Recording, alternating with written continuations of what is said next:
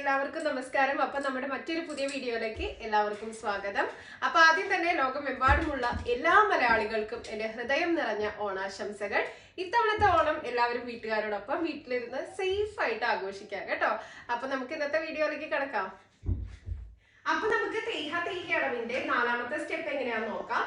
അപ്പോൾ നമ്മൾ തേഹ അടവിന്റെ 4ാമത്തെ സ്റ്റെപ്പാണെന്ന് നോക്കുന്നത്. അപ്പോൾ ഈ സ്റ്റെപ്പില് കാലിൽ ചെയ്യുന്ന അടവിന് വ്യത്യാസമില്ല, കൈകളിൽ ചെയ്യുന്ന മുദ്രകൾക്ക് മാത്രമേ വ്യത്യാസമുള്ളൂ. നമ്മൾ 3 മുദ്രകൾ ഇതിൽ ഉപയോഗിക്കുന്നുണ്ട്. ആദ്യത്തേത് കടുകാമുഖം, അളപത്മം, ത്രിപതാക. അപ്പോ ഇത് എങ്ങനെയാ ചെയ്യുന്നത് ഞാൻ ജസ്റ്റ് ഒന്ന് നിന്നിട്ട് കാണിച്ചു തരാം. കൈ എവിടെയൊക്കെ പോകുന്നു, എങ്ങനെയൊക്കെ ചെയ്യേണ്ടത് അത് കഴിഞ്ഞിട്ട് സ്റ്റെപ്പായിട്ട് കാണിച്ചു തരാം കേട്ടോ. അപ്പൊ ആദ്യം തൈ ഹ എന്ന് പറയുമ്പോൾ നമ്മുടെ റൈറ്റ് ഹാൻഡില് കൈ റൈറ്റ് ഹാൻഡില് മുദ്ര അളപത്മം പിടിക്കുക. എന്നിട്ട് നേരെ റൈറ്റ് സൈഡില് ബാക്കിലോട്ട് പോവാ ഇതുപോലെ തൈ. അപ്പോ നമ്മളുടെ നോട്ടം ആ കൈയിലോട്ടായിരിക്കണം. തൈ ഹ എന്ന് പറയണ വരെ അവിടെ നിൽക്കുക. തൈ ഹി എന്ന് പറയുമ്പോ ഫ്രണ്ടിലോട്ട് കടുകാമുഖം തന്നെ പിടിക്കാം. അതുപോലെ തന്നെ ലെഫ്റ്റിലും ചെയ്യാം. തൈ ഹ തൈ ഹി. പിന്നെ 2 കൈയിലും ത്രിപതാക പിടിക്കുക. റൈറ്റ് സൈഡിലെ കൈ ഇതുപോലെ തലയുടെ മേളിലായിട്ട് പിടിക്കാം. തൈ ഹ തൈ ഹി. മനസ്സിലായെന്ന് വിചാരിക്കുന്നു. അതുപോലെ തന്നെ ലെഫ്റ്റിലെ കൈ അടുത്ത ചെയ്യുക. തൈ ഹ തൈ ഹി.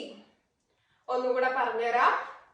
തൈ ഹ തൈ ഹി തൈ ഹ തൈ ഹി തൈ ഹ തൈ ഹി തൈ ഹ തൈ ഹി. ഇനി നമുക്ക് കാലും കൈയും എങ്ങനെയാ ഒരുമിച്ച് ചെയ്യുന്നതെന്ന് നോക്കാം.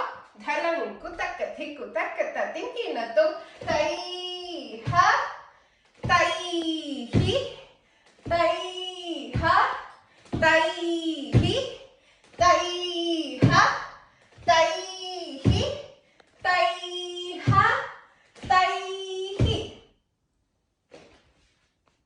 First speed. ധലങ്കു തക്കത്തിക്കു തക്കത്തത്തിൻ കിണത്തും തൈ ഹ തൈ ഹി തൈ ഹ തൈ ഹി തൈ ഹ തൈ ഹി തൈ ഹ തൈ ഹി. Second speed.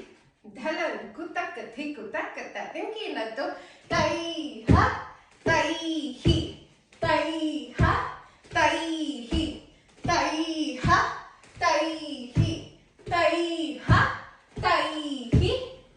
Third speed.